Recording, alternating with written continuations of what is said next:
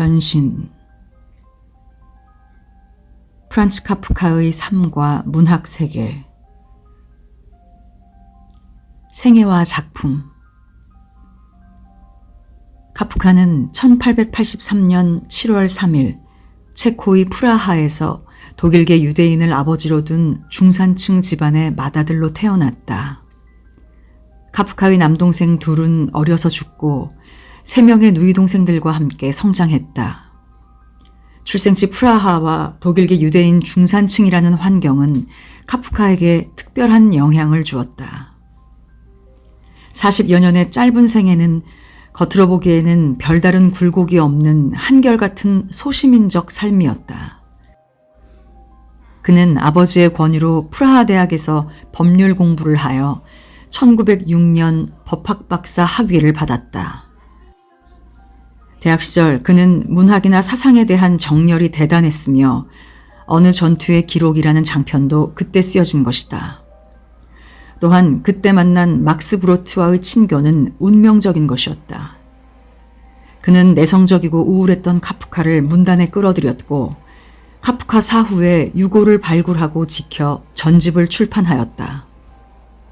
카프카는 대학을 졸업하고 형사재판소나 민사재판소에서 일하지만 내성적인 그는 죄인에게 형량을 주는 업무가 마음에 들지 않아 25세 때 평생의 직장이 된 노동자 재해보험협회로 일자리를 옮긴다. 그는 이곳에서 노동자들의 비참한 실상을 보고 자본주의의 그늘 아래서 발견한 모순을 그의 작품에서 날카롭게 묘사했다. 1912년 친구 막스 브로트의 집에서 펠리체 바워 양을 알게 되어 1914년 약혼을 한다. 이때 변신과 아메리카를 썼다. 그러나 카프카는 결혼에 대한 심한 갈등으로 파혼을 한다. 약혼과 파혼이 잇따른 1914년 심판을 쓰기 시작한다. 그녀와의 사랑은 1917년 두 번째 약혼으로 이루어지나 카프카의 폐결핵으로 또다시 파혼을 하게 된다. 그는 그해 9월부터 다음해 6월까지 투르나우라는 시골에서 요양을 하는데 직장에 있는 프라하와 요양지를 왕래하며 투병 생활을 해야만 했다. 1919년 그는 율리의 보호리체크와 약혼하지만 요양지에서 만난 밀레네와 편지를 주고받음으로써 약혼은 또다시 취소된다. 1922년 작품 성을 집필하면서 보험회사를 퇴직한다. 투병과 집필에만 전념하던 그는 로라 다이만트와 동거 생활을 하게 되지만 행복은 잠시뿐 후두 결핵으로 키를링 요양소에서 사망하게 된다. 카프카의 짧은 생애에서 중요한 점은 프라하에서 유대인의 혈통으로 태어나 독일어로 교육을 받은 서방적 유대인이었다는 카프카의 위치다. 서방적 유대인은 동방적 유대인처럼 절망적 가난에 허덕이지는 않았지만 유대인의 전통과는 거리가 멀었고 유대교에서 혐오하는 유럽의 개인주의 영향 아래 있었고 소수의 독일인이 지배하던 프라하에서 유대인은 경시되었다. 그 당시 민족해방을 주장하던 체코인들도 독일 교육을 받은 유대인을 적대시하는 건 마찬가지였다. 또한 노동자 재해보험협회의 직원으로서 시민 계급도 아니었고 상인의 아들로서 노동자 계급도 아니었다. 이런 이유로 카프카는 조국이라든가 공동사회라는 관념보다는 이방인, 국외자라는 관념으로 삶을 살아가게 된다. 그는 겉으로는 지극히 평범했지만 그의 작품은 평범한 일상적 경험으로는 쉽게 이해되지 않는 난해한 사건들로 가득 차 있다. 변신에 대하여. 미완으로 그친 카프카의 소설 중에서 가장 완성된 작품의 하나이다. 그리고 그 구상이 전대미문임에도 불구하고 봉급 생활자와 그 가정 생활의 슬픔, 허무함, 그리움 등이 냉혹하게 비판되고 절실한 애정으로 그려지고 있는 까닭에 독자는 흉측한 벌레로 변한 변신이 무엇을 의미하는지 생각할 겨를도 없게 된다. 그레고르 잠자는 자신의 변신을 자연스럽게 받아들인다. 벌레로 변한 잠자와 가족과의 관계는 단절되고 만다. 충실한 아들이고 의리 있는 소시민인 주인공에게 덮치는 괴이한 운명은 심층 심리의 표현, 실존적 부조리, 사회의 소외, 형이상학적 절망 등 여러 가지로 해석된다. 벌레는 인간 개인으로서의 자유와 존재가 상실된 세계에서의 나 자신이다. 개인은 나 자신의 존재 방식을 이제 와서 명확히 잡을 수가 없다. 그레고르 잠자는 가족의 빚을 갚기만 하면 회사를 그만두고 독립하기를 꿈꾼다. 잠자가 월급을 건네주면 가족은 감사와 기쁨을 전한다. 그러나 그것도 습관이 되자 감격은 사라지고 무심하고 냉정해진다. 잠자가 벌레로 변신하자 가족의 허위가 드러난다. 그가 땀 흘려 일하고 가정의 평화와 안정을 위해 도리를 다하지만 부모에겐 숨겨놓은 돈이 있었고 겉으로는 노쇠한 아버지가 직장을 구하자 아주 건강해진다. 흉측한 벌레의 그 내부는 여전히 충실한 아들, 선량한 시민으로 남아 가족에 대한 사랑을 잃지 않는다. 벌레 잠자가 스스로 죽음에 동의하고 기꺼이 죽어가자 허위에 바탕을 둔 가족의 평화는 되돌아오는 것이다. 어느 날 아침 그레고르 잠자는 악몽에서 깨어나 자신이 침대 속에서 한 마리의 커다란 벌레로 변해 있음을 깨달았다. 그는 갑옷처럼 딱딱한 등을 대고 벌렁 누워 있었는데 머리를 약간 들어올리자 껍데기에 활 모양으로 불룩한 귀갑 무늬의 갈색 배가 보였다. 그때 불룩한 배 위에는 이불이 간신히 덮여 있었으나 금방이라도 미끄러져 내릴 것만 같았다. 게다가 커다란 몸체에 비해 턱없이 가느다란 여러 개의 다리가 힘없이 눈앞에서 버르적거리고 있었다. 이게 어찌된 일일까 하고 그는 생각했다. 꿈은 아니었다. 사람이 살기에는 좀 비좁은 듯하지만 아무튼 틀림없이 사람이 살고 있는 방이었으며 사방의 벽은 낯익은 것이었다. 따로따로 묶은 옷감 견본이 흩어져 있는 책상 위쪽에는 그가 얼마 전에 어느 잡지의 화보에서 오려내어 훌륭한 금박 사진틀에 끼워 넣은 그림이 걸려 있었다. 털모자를 쓰고 털 목도리를 두른 한 부인이 단정히 앉아서 팔꿈치까지 덮인 묵직한 털토시를 내밀고 있는 그림이었다. 그레고르는 창문 쪽으로 시선을 던졌다.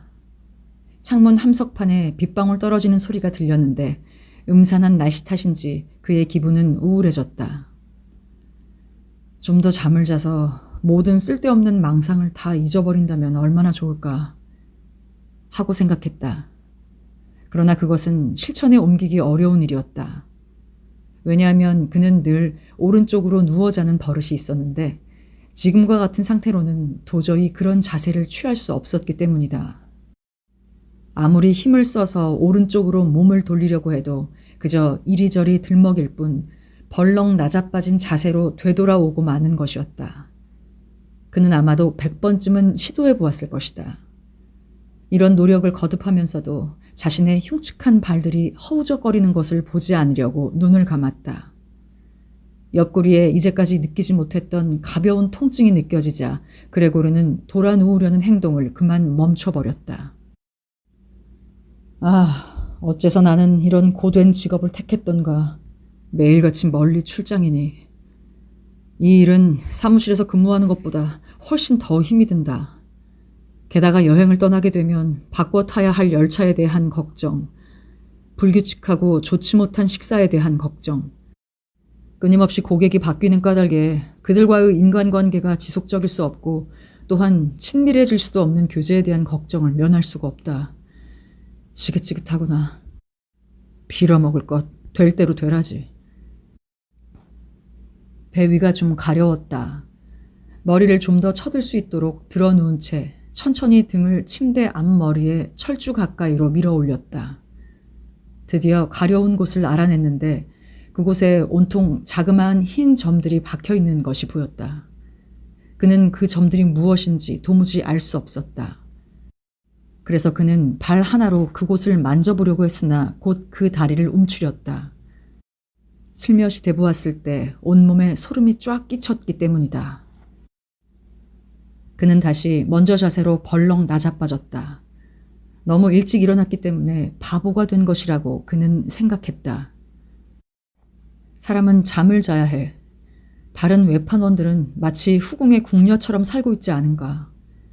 예를 들면 내가 일을 마치고 주문받은 것을 기입해 두려고 오전 중에 숙소로 들어올 때에야 비로소 그들은 아침 식사를 하고 있었다. 내가 이런 짓을 한번 흉내낸다면 나는 아마도 당장 사장에게 쫓겨날 것이다. 그러나 그것이 오히려 나에게 도움이 될지도 모른다. 부모를 위해서 꾹 참아왔지만 만일 그렇지 않았다면 벌써 사표를 던졌을 것이다. 그리고 그 사장 앞으로 다가가 내가 마음먹고 있는 것을 남김없이 털어놓는다. 그러면 틀림없이 사장은 놀라 책상에서 굴러떨어질 것이다. 책상 위에 올라앉아 사원들을 내려다보며 이야기하는 것은 역시 괴상한 버릇이다. 그렇지 않아도 사장은 귀가 잘 들리지 않기 때문에 사원들이 바싹 다가가지 않으면 안 된다. 자, 그런데 나는 앞으로 전혀 그러한 희망이 없는 것도 아니다. 부모가 사장에게 진 빚을 갚을 만큼 앞으로 내가 돈을 모으면 그것은 아직 5, 6년은 더 걸릴 것이지만 반드시 그렇게 하고야 말겠다. 그것은 내 인생에 있어서 하나의 큰 전환점이 될 것이다. 그러나 지금은 우선 일어나야겠다. 기차가 5시에 떠나는데. 그는 옷장 위에서 째깍거리는 자명종 시계를 쳐다보았다. 아차, 큰일 났는걸. 그는 이렇게 생각했다. 벌써 6시 반이었다. 시계바늘이 조용히 돌아가고 있었다. 벌써 30분이 지나고 45분에 가까웠다. 종이 울리지 않았단 말인가. 시계를 4시 정각에다 맞춰놓은 것이 침대에서도 보였다. 틀림없이 종이 울렸을 것이다. 자명종 소리가 온 방 안을 뒤흔들었을 텐데 어떻게 계속 잠을 잘 수 있었을까? 그러나 깊이 잠들지는 못했을 것이다. 그렇다면 아마도 편안하게 잠을 이루지 못한 만큼 더욱 깊이 잠들었을지도 모르겠다. 그러나 이제 어찌하면 좋단 말인가. 다음 열차는 7시에 떠난다. 그 시간에 맞추려면 서둘러야 한다. 그런데 견본들도 아직 챙겨놓지 않았을 뿐만 아니라 아무래도 그다지 기분이 상쾌하지 않아서 몸이 가볍게 움직일 것 같지 않았다. 설사 기차를 탈 수 있다 손치더라도 사장의 꾸지람을 피할 순 없을 것이다. 왜냐하면 급사가 5시 차를 기다리고 있다가 내가 내리지 않은 사실을 이미 사장에게 보고해버렸을 테니까.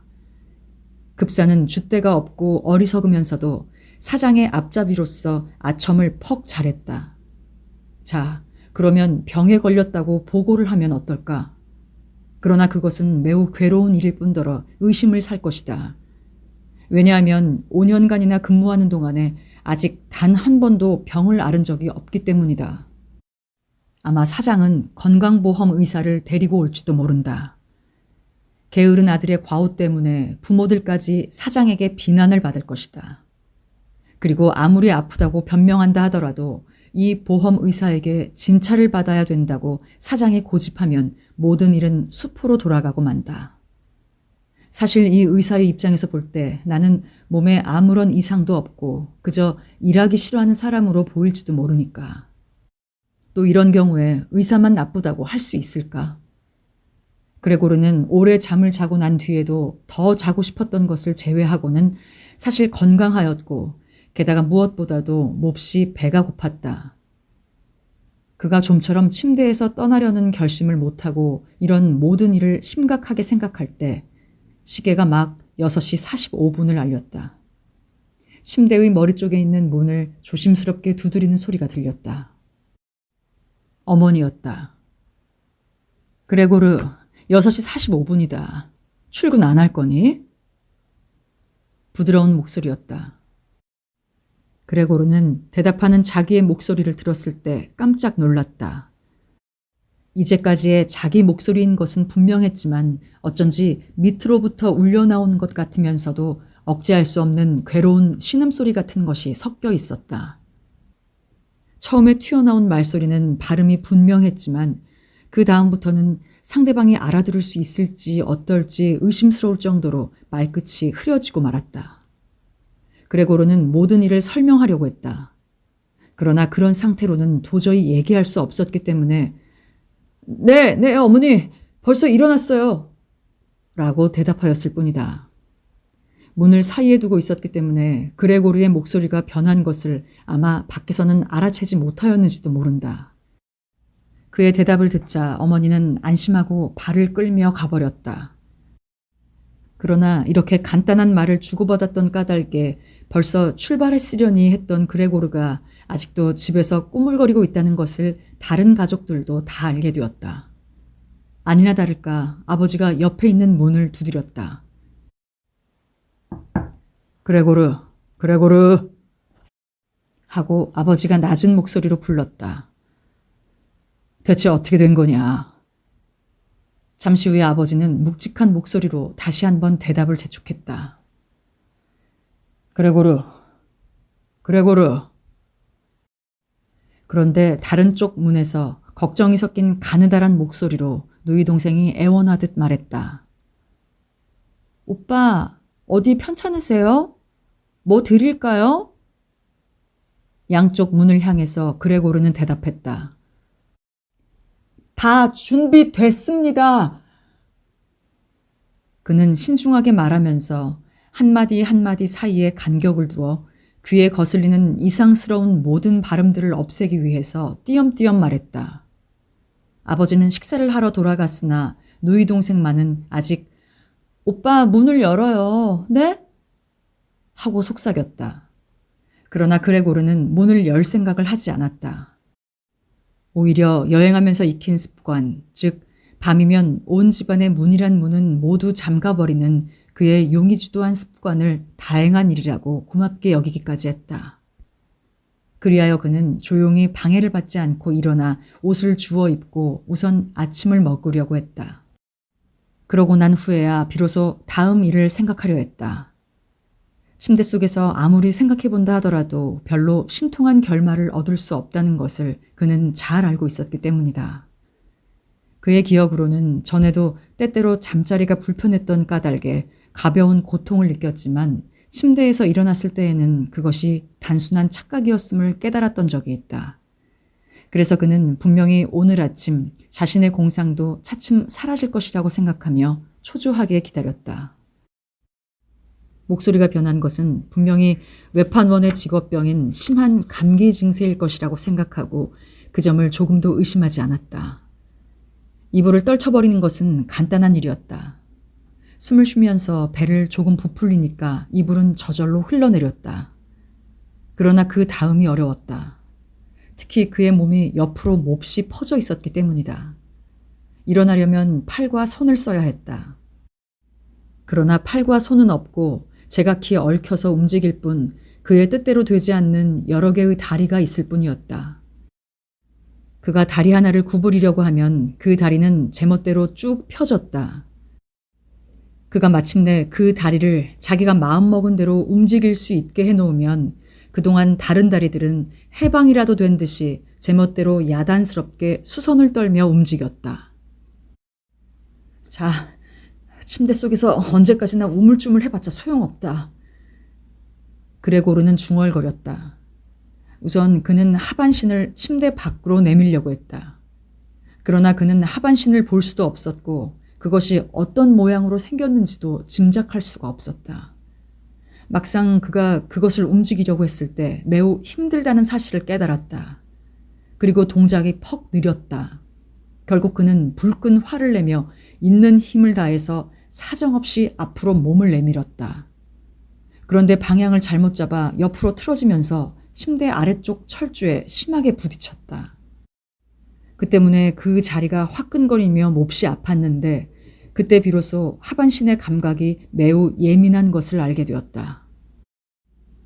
그래서 그는 우선 상반신을 침대 밖으로 끌어내기 위해 조심스레 머리를 침대가로 돌렸다.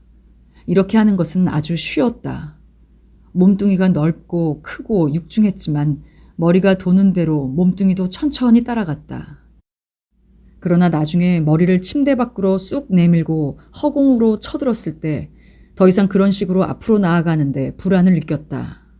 만일 그런 자세로 침대 밖으로 몸을 내민다면 결국 아래로 떨어지고 말 것이고, 그러면 기적이 일어나지 않는 한 머리는 안전할 수 없을 것이다. 지금이야말로 정신을 바짝 차려야만 한다. 오히려 그는 침대 속에 누워있는 편이 낫겠다고 생각했다. 그러나 그는 한숨을 지으며 다시 먼저처럼 애를 써서 전과 같은 자세로 돌아왔다. 여러 개의 발이 짓궂게도 서로 얽힌 채 허우적거리는 꼴을 보고 그는 이렇게 제멋대로 노는 발로는 결국 휴식과 질서를 갖기 어려우리라는 것을 깨달았다. 다시 그는 그냥 우물쭈물 침대 속에 누워있을 순 없으며 설사 침대 속에서 빠져나갈 희망이 거의 없다고 하더라도 모든 희생을 무릅쓰고 그것을 감행하는 것이 가장 현명한 일이라고 혼잣말을 했다. 동시에 그는 절망적인 결심보다는 냉정하고 분별 있는 행동을 취하는 것이 훨씬 낫다고 생각하는 것을 잊지 않았다. 순간 그는 날카로운 시선으로 창문을 쳐다보았다. 좁은 거리 저쪽까지 자욱이 끼어있는 짙은 안개 속을 바라보아도 어떤 위안을 얻거나 명랑한 기분이 될 수가 없었다. 벌써 7시구나. 그는 다시 시계종 치는 소리를 들었을 때 이렇게 중얼거렸다. 7시가 되어도 아직 저렇게 안개가 끼어있다니. 그는 가볍게 숨을 쉬며 자기가 고요한 가운데서 현실적이며 분명히 납득이 갈 수 있는 그러한 원래 상태로 되돌아가기를 기대하는 듯 잠시 동안 조용히 누워 있었다. 그러나 그는 또다시 중얼거렸다. 7시 15분이 될 때까지는 무슨 일이 있더라도 꼭 침대에서 일어나야 해. 나를 만나기 위해 사무실에서 누가 찾아올지도 모른다. 사무실 문은 7시 전에 열릴 테니까. 그는 이번에는 몸 전체의 균형을 잡고 몸부림치면서 침대 밖으로 빠져나가려고 했다. 이런 방법으로 침대에서 떨어질 경우 떨어질 때 머리를 조심해서 위로 쳐들면 다치지 않을 것이다. 등은 딱딱한 것 같으니 양탄자 위에 떨어져도 별다른 사고가 일어나지 않을 것이다. 떨어질 때 큰 소리가 나면 온 집안이 깜짝 놀라기까지야 않겠지만 집안 사람들이 걱정할 것이라고 그는 생각했다. 그래도 대담하게 하지 않으면 안 된다. 그레고르가 이미 몸을 절반쯤 일으켰을 때 이 새로운 방법은 힘이 든다기보다는 재미있는 일이었고 그냥 누운 채로 좌우로 흔들기만 하면 되었다. 누가 와서 좀 거들어주기만 하면 모든 일이 간단히 해결되리라고 여겨졌다. 힘센 사람이 둘만 있으면 충분할 것 같았다. 그는 아버지와 하녀를 생각했다. 그들이 팔을 자기의 둥근 등 밑에 집어넣고 침대에서 약간 들어 올려 허리를 구부리면서 자기 몸을 침대에서 내려놓으면 될 것이다. 그 다음엔 마루 위에서 몸을 뒤집을 때까지 조심스럽게 손을 써주기만 하면 된다. 그때는 이 조그마한 다리들이 재구실을 다해줄 것이다. 그는 문이 잠겨있다는 사실은 전혀 생각지도 않았다. 그러면서도 과연 구원을 청해야 할 것인가? 곤란을 겪고 있으면서도 이런 생각을 하니 미소를 금할 수 없었다. 그는 몸을 너무 세게 흔들어 균형을 잃고 침대에서 떨어질 지경에 이르렀기 때문에 곧 마지막 결심을 하지 않으면 안 되었다. 5분만 있으면 7시 15분이 되기 때문이었다. 그때 현관문에서 벨이 울렸다. 상점에서 누가 왔구나 하고 생각하니 몸이 굳어지는 것 같았다. 그러는 동안에도 작은 발들은 더욱 분주하게 바둥거렸다. 잠시 온 집안이 조용해졌다. 문을 열어주지 않아야 하는데. 그레고르는 혼자 중얼거리며 어떤 헛된 희망에 사로잡혔다. 그러나 그때 하녀가 그 침착한 걸음걸이로 현관으로 걸어나가서 문을 열었다. 그레고르는 방문객의 첫 인사만 듣고도 그것이 누구인가를 벌써 알았다. 바로 지배인이었다. 어째서 그레고르는 조금만 직무에 태만해도 곧 크게 의심을 받는 이런 회사에 근무하도록 운명이 정해졌단 말인가. 도대체 사원들 하나하나가 모두 불황배란 말인가. 그들 가운데는 단지 두서너 시간 회사를 위해 이바지하지 않았다고 하여 양심의 가책을 느낀 나머지 미치게 되고, 마침내 침대에서 일어날 수도 없는 상태에 빠지게 되는 그러한 충실하고 열성 있는 사람은 하나도 없단 말인가.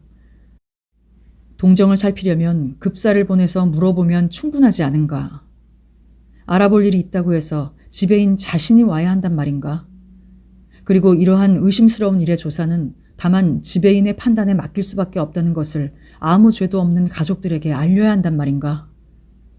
그레고르는 단단한 결심을 해서가 아니라 이런저런 생각을 하면서 흥분했기 때문에 전력을 다해서 침대에서 뛰어내렸다. 쿵 하고 큰 소리가 났다. 그러나 사실 큰 소리는 아니었다. 양탄자가 깔려 있어서 떨어지는 소리가 약화되었다. 그래서 떨어졌을 때 귀에 거슬리도록 요란한 소리는 전혀 나지 않았다. 다만 조심해서 충분히 머리를 들지 못했기 때문에 머리를 바닥에 부딪히고 말았다. 화도 나고 아프기도 했다. 그는 머리를 돌려 양탄자 위를 문질렀다. 방 안에서 무엇이 떨어졌나 봅니다. 지배인이 왼쪽 옆방에서 말했다. 그레고르는 언젠가 지배인에게도 오늘 자기에게 일어난 일과 같은 일이 일어날지도 모른다고 상상해 보았다. 물론 그럴 가능성이 전혀 없다고 장담할 순 없다. 그때 그의 이러한 상상에 대해 솔직히 답변하듯이 지배인이 옆방에서 몇 발짝 발에 힘을 주어 걸어다니며 에나멜 구두 소리를 냈다. 오른편 옆방에서는 그레고르에게 알리려고 누이 동생이 속삭이고 있었다.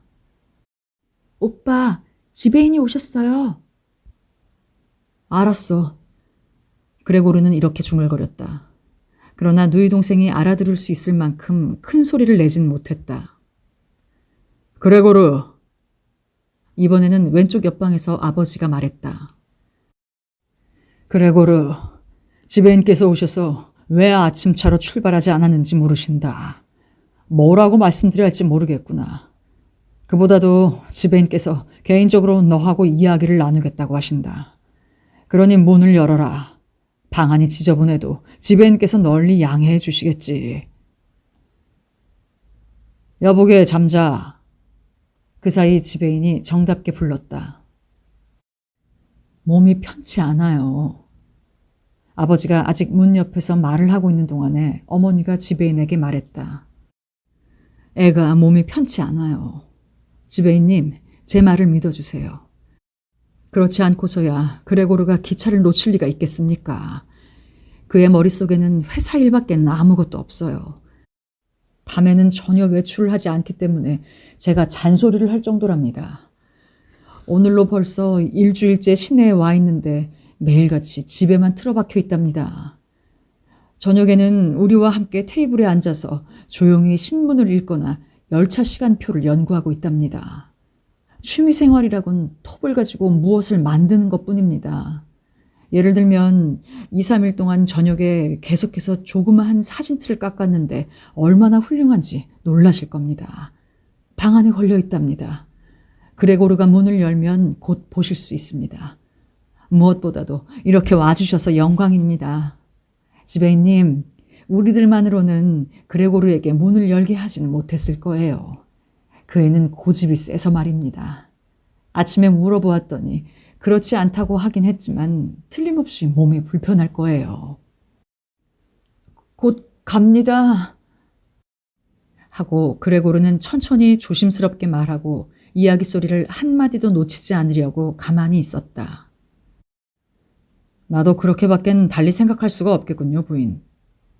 하고 지배인이 말을 이었다. 대수로운 일이 아니면 좋겠군요.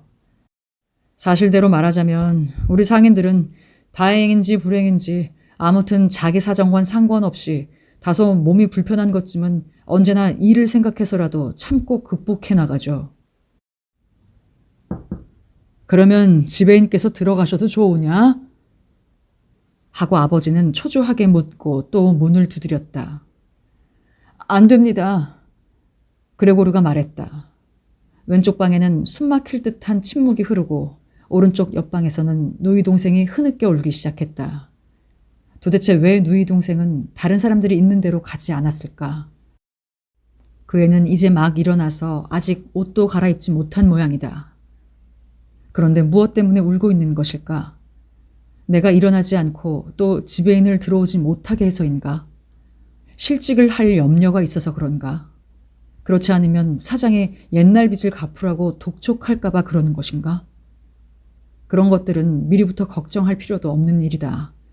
아직 나는 여기 있을 뿐더러 결코 부모를 저버릴 생각은 해본 일조차 없다. 잠시 동안 그는 양탄자 위에 누워 있었다.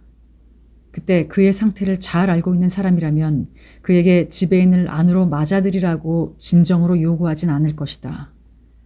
그리고 다음에라도 쉽사리 변명할 수 있는 이런 사소한 신뢰 때문에 그레고르가 즉시 회사에서 쫓겨나는 일은 없을 것이다.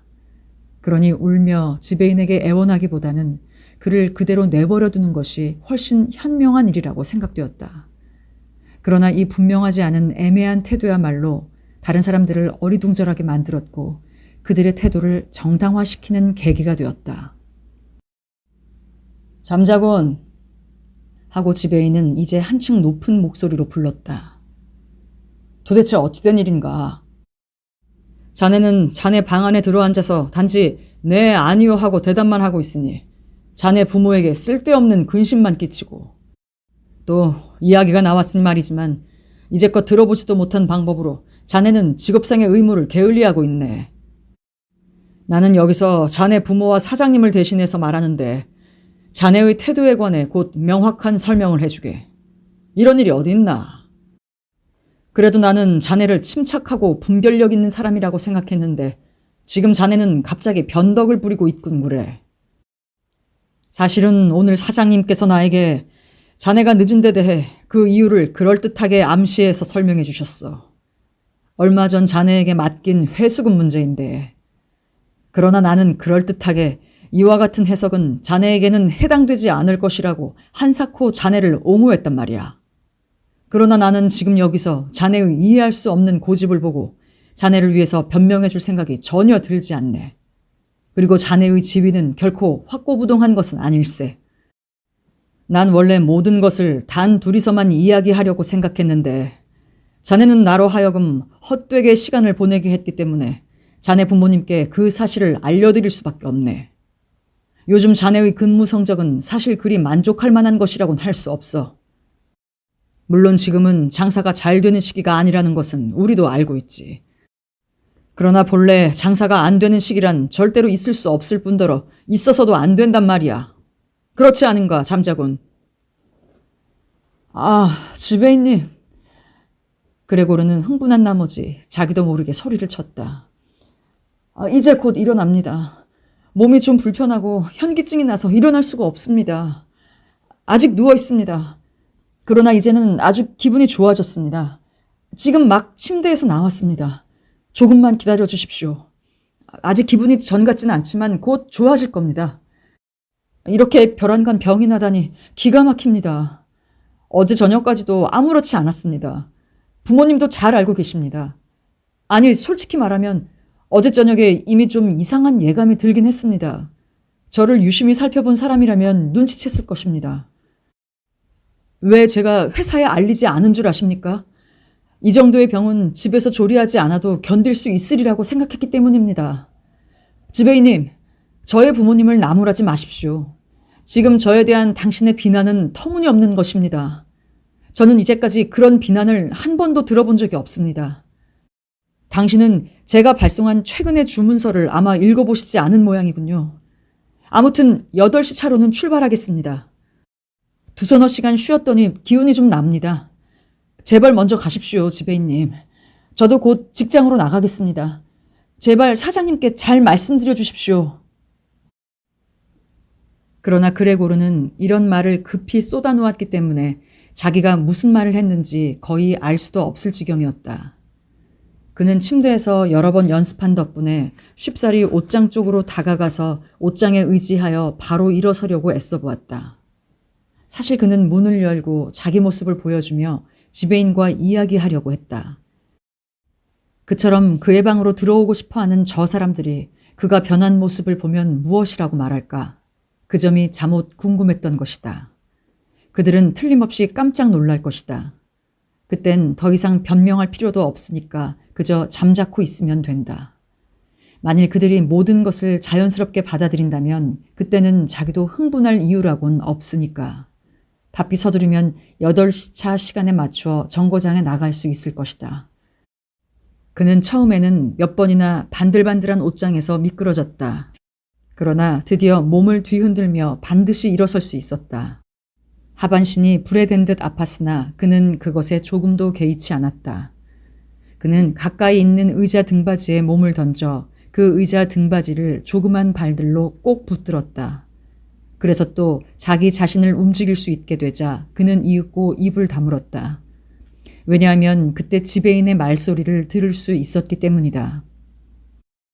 한마디라도 알아들으셨습니까? 지배인이 부모에게 물었다.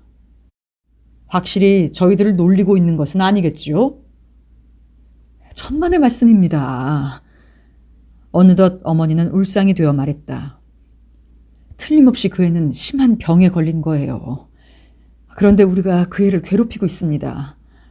그레테! 그레테! 하고 어머니는 외쳤다. 네? 맞은편에서 누이 동생이 대답했다. 그들은 그레고르의 방을 사이에 두고 이야기를 하고 있었다. 빨리 의사한테 갔다 오너라. 그레고르가 병이 났어. 빨리 의사를 불러와. 너 지금 그레고르가 말하는 소리를 들었니? 그건 동물 소리였습니다.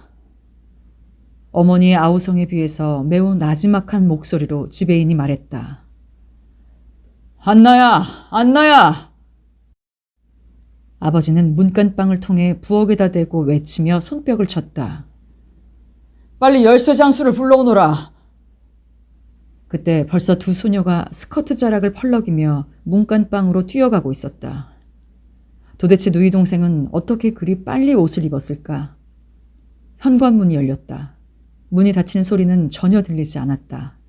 큰 불행한 일이 일어난 집에서 흔히 그렇듯이 문을 열어놓은 채 나간 것이었다. 그러나 그레고르는 훨씬 침착해졌다. 사실 그는 자기의 말이 전보다도 훨씬 똑똑하다고 느껴지는데도 그의 말은 전혀 알아들을 수가 없었다. 아마 귀에 익은 탓일지도 모른다. 그러나 사람들은 벌써 그가 정상적인 상태에 있지 않은 것으로 생각하고 그를 구원할 준비를 하고 있었다. 처음으로 지시가 내려지고 일이 적절하게 처리되었을 때 믿음직하고 확고한 태도에 대해 기분이 좋아졌다. 그는 또다시 사람의 무리 속에 끼이게 된다는 것을 느꼈다.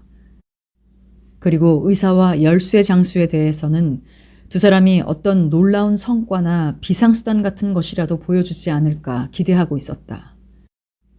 점점 다가오는 운명을 결정지어 줄 이야기가 시작되면 가능한 한 명확한 목소리를 내기 위해 그는 몇 번 헛기침을 했다. 그러나 그 기침 소리조차도 작게 내려고 애를 썼다. 혹시 사람의 기침 소리와는 다르게 울리지는 않을까 두려웠기 때문이었다. 사실 그는 감히 그것을 판단할 자신이 없었다. 그러는 동안 옆방은 조용해졌다. 아마 부모와 지배인이 책상 옆에 앉아서 귀옛말로 이야기를 하거나 혹은 문에 기대어 귀를 기울이고 있는지도 모른다. 그레고르는 천천히 의자를 문 쪽으로 밀고 나아갔다. 거기서 그는 의자를 떠나 문의 손잡이를 향해서 몸을 던져 문을 붙들고 꼿꼿이 서서 과격한 운동으로 인한 긴장을 풀고 잠시 쉬었다. 그 다음 입으로 열쇠 구멍에 열쇠를 돌리기 시작했다. 이빨이 하나도 없는 것이 유감이었다. 무엇으로 열쇠를 붙들지? 다행히 이빨 대신에 턱이 단단했으므로 턱의 힘으로 열쇠를 돌릴 수가 있었다. 그런데 그때 그는 어딘가 상처를 입었는데 그것을 돌아볼 겨를도 없었다. 갈색의 액체가 입에서 흘러나와 열쇠를 타고 내려가 마루 위에 뚝뚝 떨어졌다. 좀 들어보시오. 지배인이 옆방에서 말했다. 열쇠를 돌리고 있습니다. 그 말이 그레고르에게 용기를 주었다. 모두들, 아버지와 어머니까지도 그레고르 기운을 내라 하고 자기에게 성원을 보내주었으면 하고 생각했다. 이봐, 힘을 내라. 열쇠를 꼭 붙들어. 하고 외쳐준다면 얼마나 좋을까. 모든 사람들이 자기가 애쓰고 있는 것을 긴장된 태도로 보고 있다고 생각하자. 그는 있는 힘을 다해서 정신없이 열쇠를 물고 매달렸다.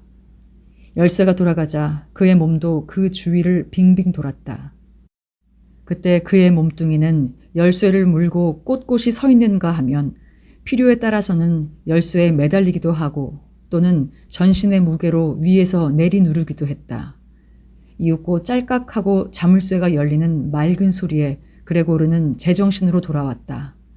그는 숨을 돌리며 열쇠 장수가 무슨 소용있어 라고 중얼거렸다. 그러고는 문을 활짝 열어젖히고 문의 손잡이 위에 고개를 올려놓았다. 그가 이러한 방법으로 문을 열었기 때문에 문은 이미 활짝 열려 있었지만 그 모습은 가려져 있어 아직 밖에서는 보이지 않았다. 더구나 방 안으로 들어가는 문 앞에서 벌렁 낮아빠지는 추태를 보이지 않기 위해서는 각별히 조심해야 했다. 그는 그때까지도 이런 어려운 동작에만 마음이 쏠려 있었기 때문에 다른 것에는 주의를 기울일 겨를이 없었다. 그때 신음하듯 내뱉는 지배인의 커다란 목소리가 들렸다. 그 목소리는 마치 바람이 지나가는 소리처럼 들렸다. 그러자 문 옆에 가장 가까이 서 있는 지배인의 모습이 보였다. 지배인은 놀라 딱 벌린 입을 한 손으로 가린 채 눈에 보이지 않는 고르게 작용하는 꾸준한 어떤 힘에 밀려서 밀리듯 천천히 뒷걸음질 치고 있었다. 어머니는 지배인이 와 있는데도 어젯밤부터 풀어헤친 머리를 손질하지도 못하고 서 있었는데 두 손을 모으고 처음에는 아버지를 쳐다보더니 다음에는 그레고르 쪽으로 두어 걸음 걸어와서 느닷없이 쓰러지고 말았다. 그 바람에 그녀의 스커트가 사방으로 쫙 퍼졌다. 얼굴은 가슴속에 파묻혀서 전혀 보이지도 않았다. 아버지는 증오에 가득 찬 표정으로 마치 그레고르를 방 안으로 몰아넣으려는 것처럼 주먹을 불끈 쥐고는 여러 사람이 서 있는 거실을 불안스럽게 두리번거리다가 두 손으로 눈을 가리더니 튼튼한 가슴을 들먹거리며 울기 시작했다.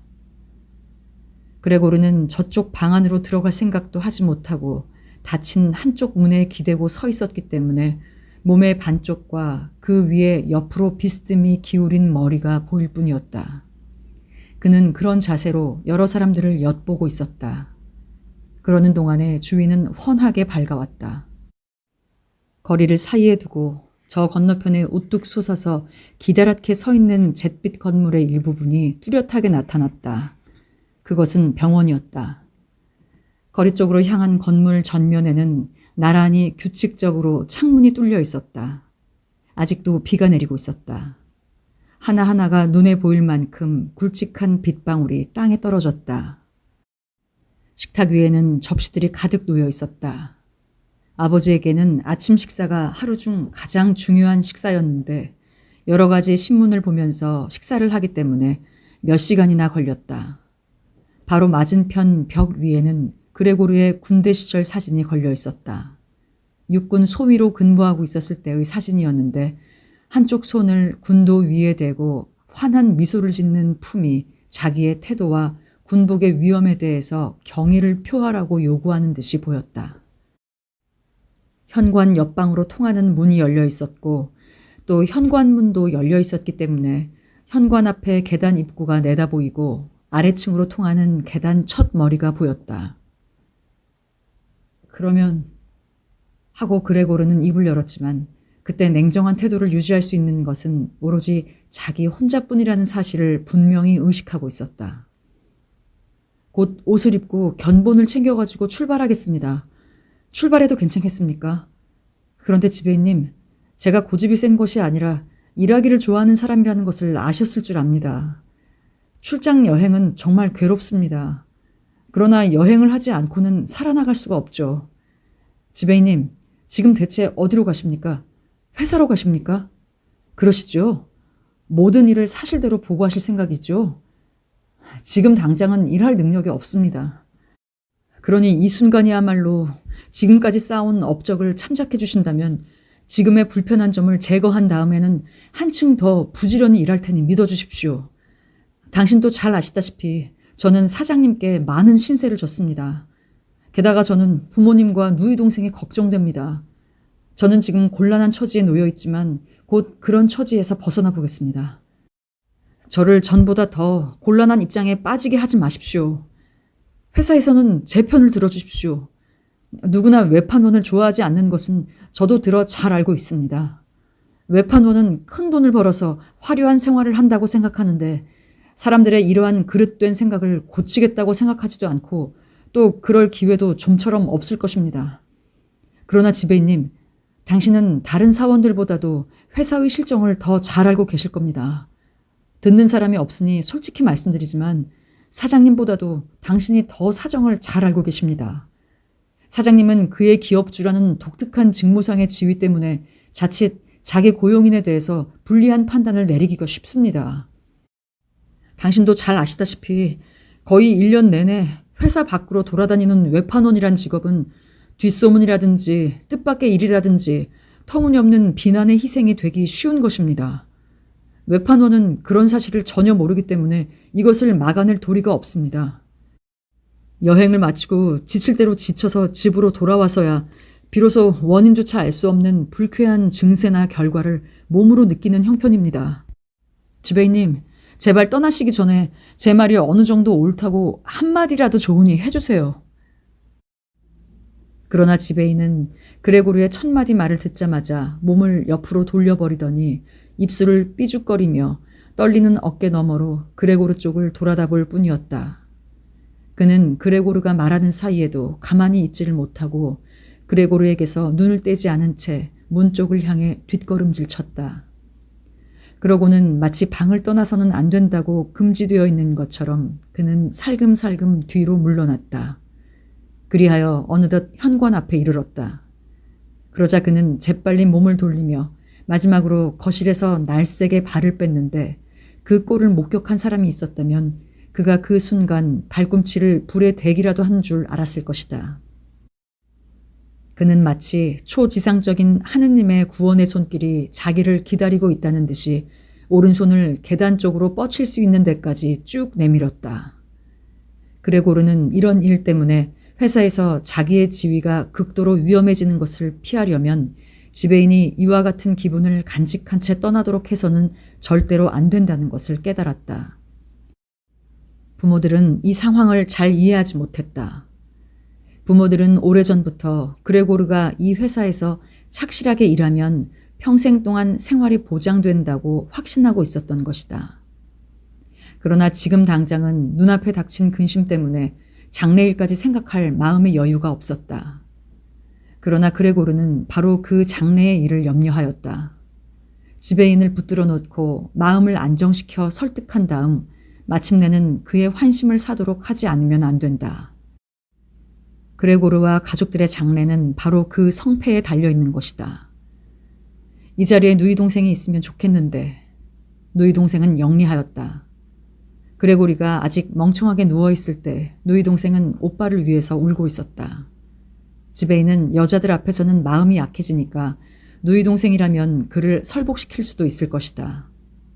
누이 동생이라면 현관의 문을 꼭 닫고 현관에서 지배인을 붙잡은 채 오늘의 놀라운 사건을 모조리 해명할 수도 있을 것이다. 그러나 이 자리에 누이 동생은 없었고 따라서 그레고르 자신이 직접 일을 처리해야 했다. 그런데 지금 그가 과연 몸을 움직일 수 있는 힘을 가지고 있을까도 미지수였을 뿐더러 또 그가 말한다고 하더라도 아마 상대방은 10중8구 알아듣지 못할 것이었다. 그는 그런 점에 대해서는 도무지 생각지도 않고 갑자기 문 옆을 떠나서 슬금슬금 문 틈으로 몸을 내밀고 문지방을 넘어 지배인 쪽으로 가려고 했다. 지배인은 그때 우스꽝스럽게도 현관 계단 난간을 두 손으로 꼭 잡고 매달려 있었다. 그러나 그레고르는 무엇인가 의지할 것을 붙잡으려고 허우적거리다가 나직한 소리를 내면서 수많은 작은 발을 깔고 그만 마루 위에 쓰러져 버렸다. 그러나 그렇게 쓰러지자마자 그는 오늘 아침 처음으로 육체적 쾌감을 느꼈다. 그는 발밑에 단단한 마루를 딛고 있었다. 그가 기뻐한 것은 발들이 마음대로 잘 움직여주는 것이었다. 그 발들은 적어도 자기가 가고 싶은 방향으로 가려고 하면 자기를 운반해 주려고 애썼다. 조금만 참으면 모든 고통은 다 사라지고 건강도 완전히 회복될 것 같았다. 그가 움직이고 싶은 충동을 억지로 참고 어머니에게서 가까운 바로 맞은편 마루 위에 몸을 흔들면서 누워 있을 때 완전히 얼이 빠진 것처럼 보였던 어머니가 갑자기 벌떡 일어나 두 팔을 쭉 뻗고 손가락을 편 채 소리를 질렀다. 사람 살려요! 사람 살려! 어머니는 마치 그레고르를 더 자세히 살펴보려는 듯 고개를 옆으로 기울였으나 그것과는 반대로 정신없이 뒤로 달아나 버렸다. 그리곤 자기 뒤에 식사 준비가 되어 있는 식탁이 있다는 것을 까맣게 잊어버리고 그 옆에까지 가자 자기도 모르게 그만 그 위에 뛰어올라 앉았다. 그 때문에 그 곁에 있던 큰 커피 주전자에서 커피가 쏟아져 양탄자 위로 흘러내렸는데 그녀는 그것도 모르고 있었다. 어머니! 어머니! 그레고르는 어머니를 올려다보았다. 그 순간 머릿속에는 지배인에 대한 생각은 없었다. 그는 흘러내리는 커피를 보자 몇 번이나 입을 딱 벌리고 허공을 향해 핥아먹고 싶은 충동을 참지 못했다. 그때 또 어머니는 비명을 지르며 식탁에서 뛰어내려 도망을 치다가 맞은편에서 달려온 아버지의 팔 안에 쓰러졌다. 하지만 그레고르는 부모를 돌볼 겨를이 없었다. 지베이는 벌써 계단 위에 서서 턱을 난간 위에 올려놓고 마지막으로 뒤를 돌아다보고 있었다. 그레고르는 가능한 한 꼭 지베인을 붙들려고 앞으로 달려갔다. 그것을 눈치챈 지베인은 한꺼번에 계단을 몇 단씩 뛰어내려 사라지고 말았다. 휴 하고 한숨을 내쉬는 소리가 계단 밑에서 위에까지 울렸다. 지베인이 도망쳤기 때문에 그때까지 냉정한 태도를 보이던 아버지는 갑자기 당황한 빛을 띠는 것 같았다. 그의 태도는 스스로 지배인 뒤를 쫓아가는 것도 아니고 그렇다고 적어도 그레고르가 그의 뒤를 따라가는 것을 막지 않으려고 생각하는 것도 아니었다. 아버지는 지배인이 모자나 외투와 같이 긴 의자에 두고 간 지팡이를 오른손에 들고 탁자 위에서 들고 온 커다란 신문을 왼손에 든 채 그 지팡이와 신문을 휘두르고 발을 구르면서 그레고르를 그의 방으로 몰아넣으려고 했다. 그레고르가 아무리 애원해도 소용이 없었다. 그가 애원하는 말은 아예 통하지 않는 것 같았다. 그는 단념하고 머리를 돌리려고 했으나 아버지는 점점 더 요란하게 발을 굴렀다. 저쪽에서는 몹시 추운데도 어머니가 창문을 열어젖힌 채 거기 기대어 얼굴을 밖으로 쑥 내밀고 두 손으로 가리고 있었다. 그때 마침 골목길과 계단 사이로 세찬 바람이 불기 시작하여 창문 커튼을 날리더니 책상 위의 신문이 몇 장 우수수 소리를 내면서 마루 위로 날아가 떨어졌다. 아버지는 사정없이 그레고르를 몰아넣으며 마치 야만인처럼 쉿쉿 소리를 쳤다. 그런데 그레고르는 그때까지 뒷걸음질 치는 연습을 해보지 못했기 때문에 동작이 느렸다. 만일 돌아설 수만 있었다면 곧 자기 방으로 돌아갔을 것이다. 그는 몸을 돌리느라고 시간을 지체하여 아버지를 화나게 할까봐 두려웠다. 언제 아버지가 손에 들고 있는 지팡이로 등이나 머리를 사정없이 내리칠지 모를 일이었다. 그러나 아무래도 방향을 돌리지 않을 수가 없었다. 왜냐하면 뒷걸음질 치다가 방향을 잘못 잡을 수도 있기 때문이었다. 그래서 그는 아버지 쪽을 불안스런 눈초리로 힐끔힐끔 쳐다보며 될 수 있는 한 재빨리 방향을 돌리려고 했으나 사실 그 동작은 매우 느렸다. 그때야 비로소 아버지는 그의 착한 마음씨를 깨달았던지 그리 심하게 괴롭히지 않고 도리어 멀리서 지팡이 끝으로 이리저리 방향을 지시해 주었다. 다만 듣기 싫은 아버지의 쉿쉿 하는 소리만 없었으면 얼마나 좋았을까. 그레고르는 그 소리 때문에 머리가 돌 지경이었다. 그레고르가 거의 다 돌아섰을 때 끊임없이 쉿쉿 하는 듣기 싫은 소리에 정신이 혼란해진 나머지 그만 방향을 잘못 잡아 너무 돌아가고 말았다. 다행히도 그의 머리가 문턱 앞에 닿았으나 그대로 문을 통과하기에는 몸집이 너무 크다는 사실을 깨달았다. 물론 아버지가 그레고르가 충분히 들어갈 수 있도록 닫혀있는 다른 문을 열어주기만 하면 되겠지만 아버지는 지금 제정신이 아니었으므로 그런 생각을 좀처럼 떠올리지 못했다. 될 수 있는 대로 빨리 그레고르를 방으로 몰아넣으려는 생각만이 아버지의 머릿속에 가득 차 있었다. 그레고르가 똑바로 일어서기만 하면 문을 문제없이 통과할 수 있겠지만 그러기 위해서는 여러 가지로 까다로운 준비가 필요했다. 그러나 아버지는 절대로 그것을 허락할 것 같지 않았다. 도리어 아버지는 그러한 장애는 생각지도 않고 이상한 소리만 내면서 기를 쓰고 그를 앞으로 몰아댔다. 그때 그레고르 뒤에서 들려오는 소리는 아무리 들어보아도 이 세상에 단 한 분밖에 없는 아버지의 목소리 같진 않았다. 사실 그쯤 되고 보니 이미 농담이라고는 볼 수 없었다. 그레고르는 될 대로 되라는 듯이 문을 향해서 돌진했다. 그러자 몸 한쪽이 들리더니 문틈에 모로 비스듬히 쓰러졌다. 한쪽 옆구리가 스치면서 상처가 났기 때문에 하얀 문에 더러운 얼룩이 생겼다. 그는 문에 꼭 끼어버려 혼자서는 그 이상 움직일 수가 없었다. 한쪽에 달린 발들은 허공에서 바르르 떨고 있었고 다른 쪽 발들은 마룻바닥에 짓눌려서 몹시 아팠다. 그때 아버지가 뒤에서 빠져나갈 수 있을 만큼 힘차게 밀었기 때문에 그는 피투성이가 된 채 자기 방 안으로 밀려 떨어졌다. 아버지는 지팡이로 탕 하고 문을 닫았다. 주위는 드디어 조용해졌다.